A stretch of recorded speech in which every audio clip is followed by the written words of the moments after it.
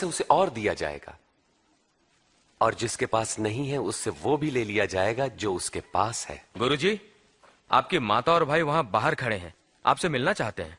मेरी मां और मेरे भाई वे हैं जो परमेश्वर का वचन सुनते और मानते हैं।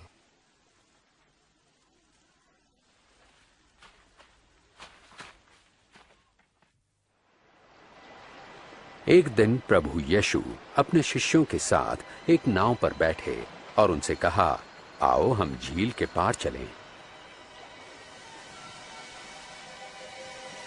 नाव चल रही थी और यीशु सो गए।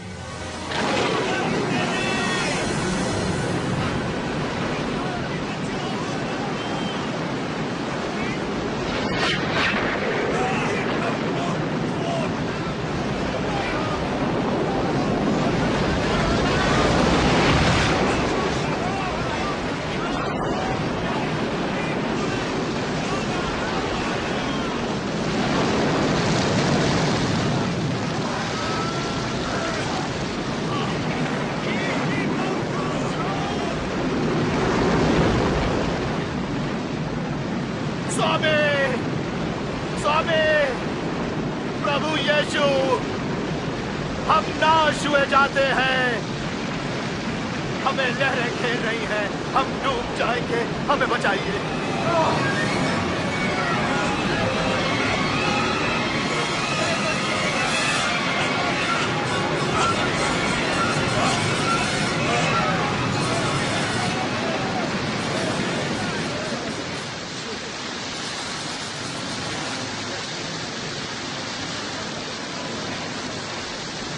अब हम बच जाएंगे।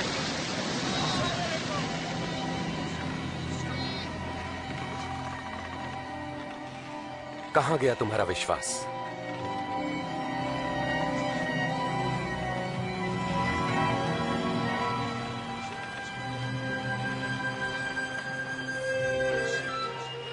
और वे गरासिनियों के देश पहुंचे जो झील के पार गलील के सामने था।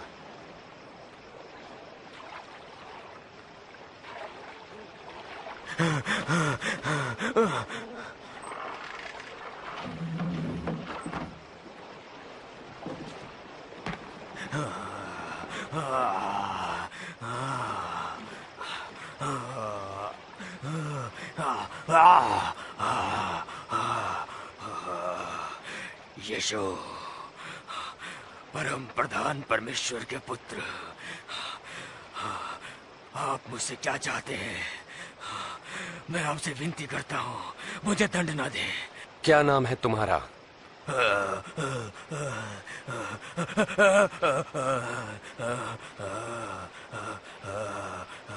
सेना। प्रभु विनती करते हैं, हमें नरक कुंड में ना भेजें, पर सुअरों के उस झुंड में भेज दें।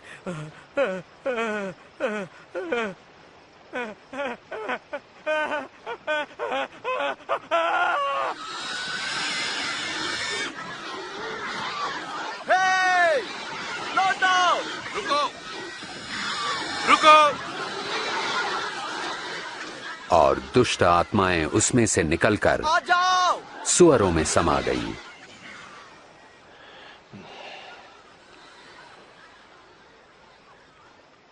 यहां से चला जा। हे जादूगर, हमें छोड़ दे। यहां से दूर चला जा। हमें छोड़ दे। यहां से चला जा। आप जहां जाएंगे मैं भी साथ चलूंगा। मुझे अपने साथ आने दें। घर लौट जाओ। परमेश्वर ने जो किया है वो बताओ।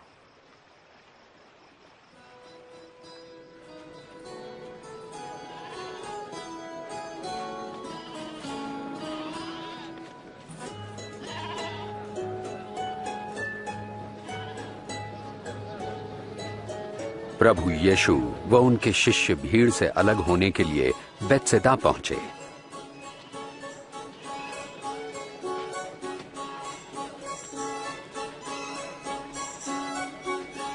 पर भीड़ को इसका पता चल गया तो वो प्रभु के पीछे हो ली।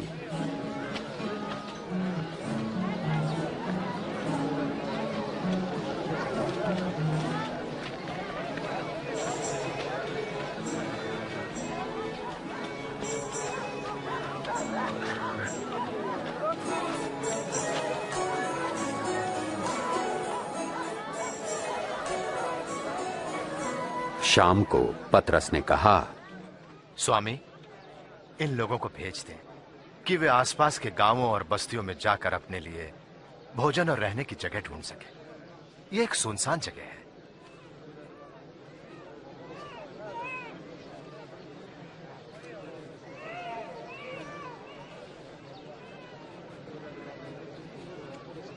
तुम स्वयं इनके भोजन का प्रबंध करो। लेकिन हमारे पास केवल 5 रोटियां और 2 मछलियां ही हैं।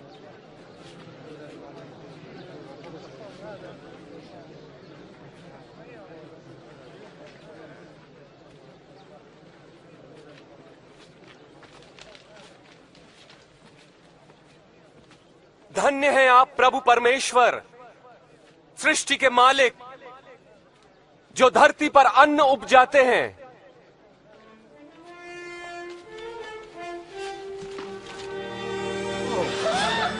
ये तो चमत्कार है। विश्वास नहीं होता।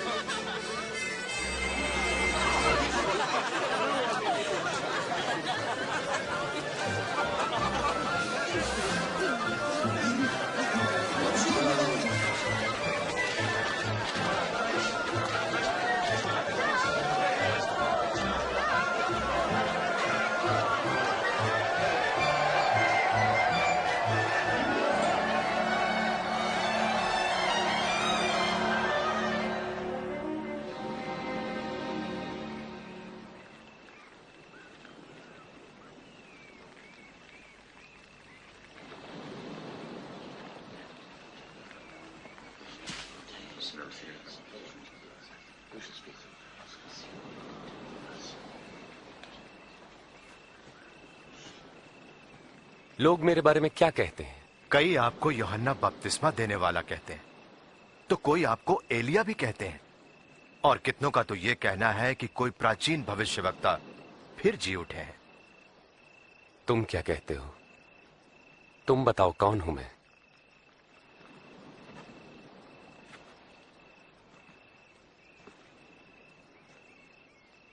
आप परमेश्वर के मसीह हैं।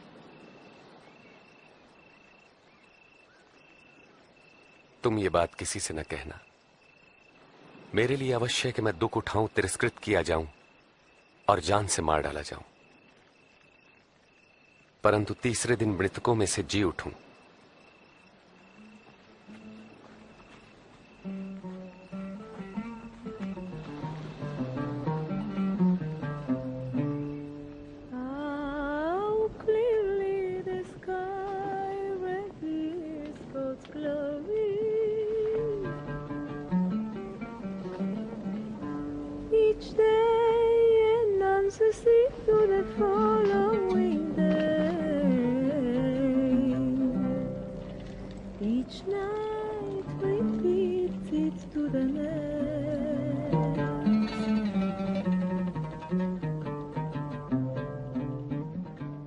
क्या तुम में से कोई मेरे साथ आएगा?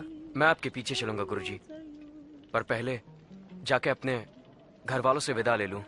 जो कोई अपना हाथ हल पर रखकर पीछे देखता, वो परमेश्वर के राज्य के योग्य नहीं। यदि कोई मेरे साथ चलना चाहता है तो वो स्वयं से इनकार करे और प्रतिदिन अपना क्रूस उठाकर मेरे पीछे हो ले। क्योंकि जो कोई अपने प्राण बचाना चाहेगा वो उसे खोएगा, और जो कोई मेरे लिए अपने प्राण खोएगा वो उसे बचाएगा। यदि मनुष्य सारे जगत को प्राप्त कर अपने प्राण खो दे तो क्या लाभ?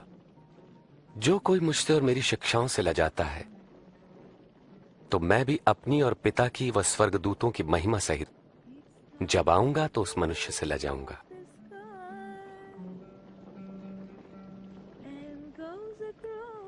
सच कहता हूं, यहां कुछ ऐसे भी हैं कि जब तक परमेश्वर का राज्य न देख ले मृत्यु नहीं देखेंगे।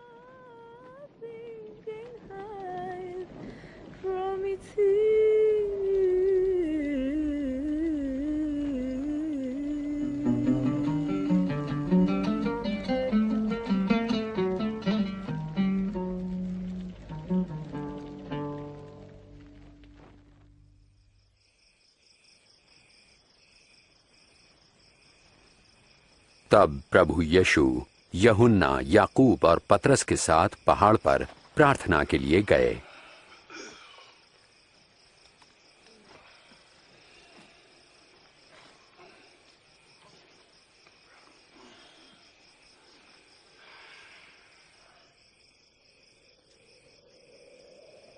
प्रार्थना के दौरान उनके चेहरे का स्वरूप बदल गया और वस्त्र सफेद होकर जगमगाने लगे।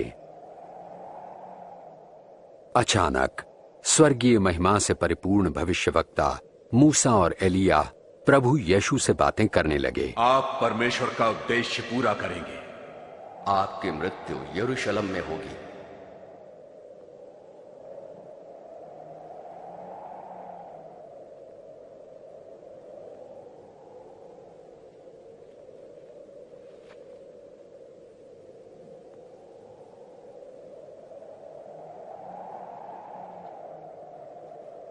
जाते समय पतरस ने प्रभु यीशु से कहा, स्वामी, ये कितना अच्छा है कि हम यहां पर हैं।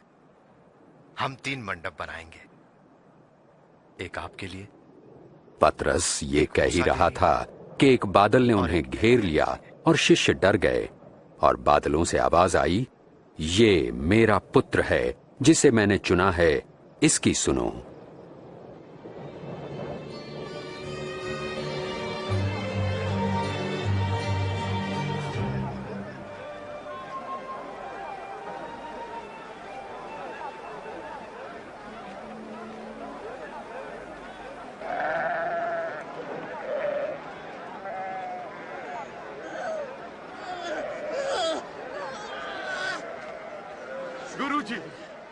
गुरुजी, कृपा करके मेरे बेटे को देखिए, दया करके उसकी सहायता कीजिए। ये मेरी अकेली संतान है। मैंने आपके चेलों से दुष्ट आत्मा निकालने की विनती की, परंतु वे इसे न निकाल पाए।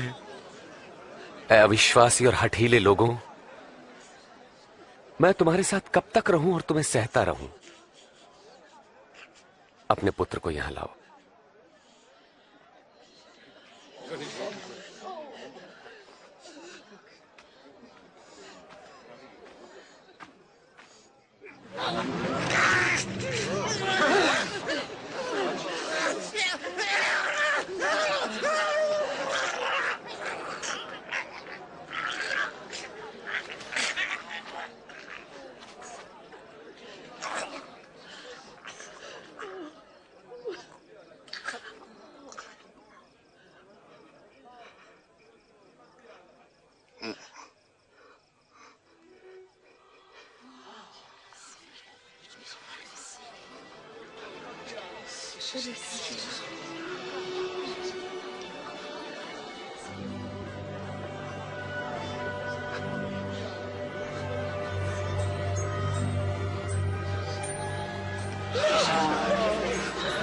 अरे इसका चेहरा भी ठीक हो गया।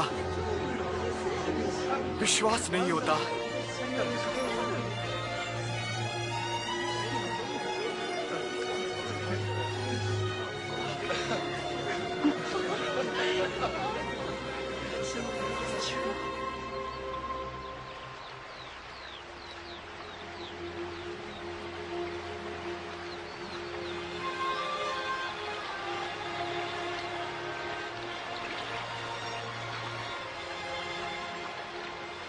हमें प्रार्थना करना सिखाएं, जैसे यूहन्ना ने अपने शिष्यों को सिखाया। तुम इस तरह प्रार्थना करो, हे हमारे पिता, आप जो स्वर्ग में हैं, आपका नाम पवित्र माना जाए, आपका राज्य आए, आपकी इच्छा जैसे स्वर्ग में वैसे ही पृथ्वी पर भी पूरी हो। हमारी प्रतिदिन की रोटी आज हमें दें। हमारे अपराधों को क्षमा करें जैसे हमने अपने अपराधियों को क्षमा किया है, और हमें परीक्षा में न पड़ने दें, परंतु बुराई से बचाएं।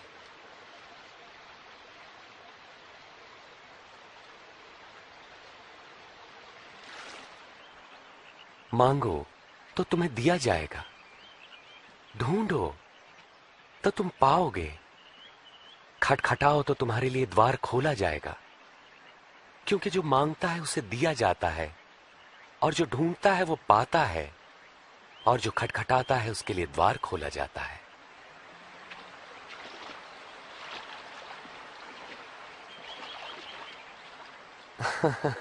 तुम में से ऐसा कौन पिता होगा जो अपने पुत्र को रोटी मांगने पर पत्थर देगा, या पानी मांगने पर उसे जहर देगा? जब तुम बुरे होकर अपने बच्चों को अच्छी वस्तुएं देना जानते हो, तो तुम्हारा परम पिता परमेश्वर अपने मांगने वालों को पवित्र आत्मा क्यों न देगा?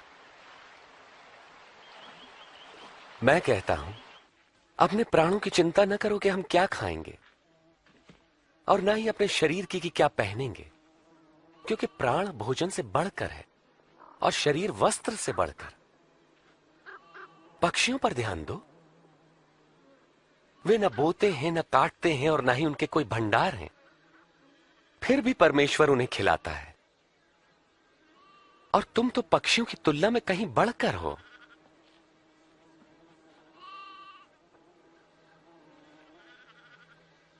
तुम में से कौन चिंता करके अपनी आयु बढ़ा सकता है? जब तुम ये छोटा सा काम नहीं कर सकते तो बाकी चिंता क्यों करते हो? इन फूलों को देखो, ये कैसे बढ़ते हैं।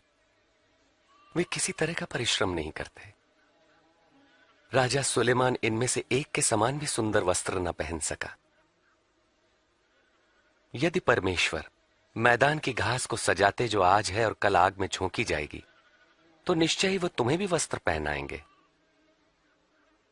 हे अल्पविश्वासियों, हमारे विश्वास को बढ़ाएं। यदि तुम्हारा विश्वास राई के दाने के बराबर भी होता तो तुम इस पेड़ से कहते कि जड़ से उखड़कर समंदर में जा लग, तो ये तुम्हारी बात मान लेता।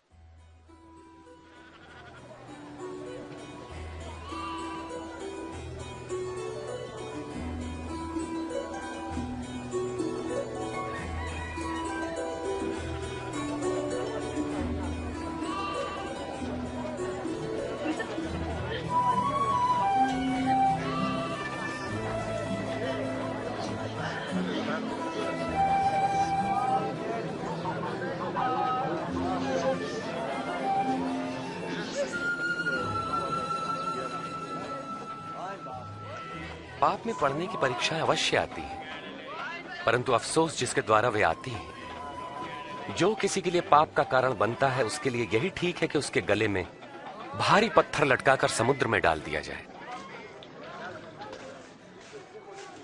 परमेश्वर का राज्य किसके समान है? वो ऐसा है, एक मनुष्य राई का दाना लेकर अपने खेत में बोता है और वो पौधा बढ़कर पेड़ बन जाता है और पक्षी उसकी डालियों पर घोंसला बनाते हैं। मुझे नहीं पता ये क्या कह रहा है। तुम चुंगी लेने वालों और अन्य पापियों के साथ क्यों खाते पीते हो? स्वस्थ लोगों को वैद्य की आवश्यकता नहीं होती, परंतु रोगियों को है।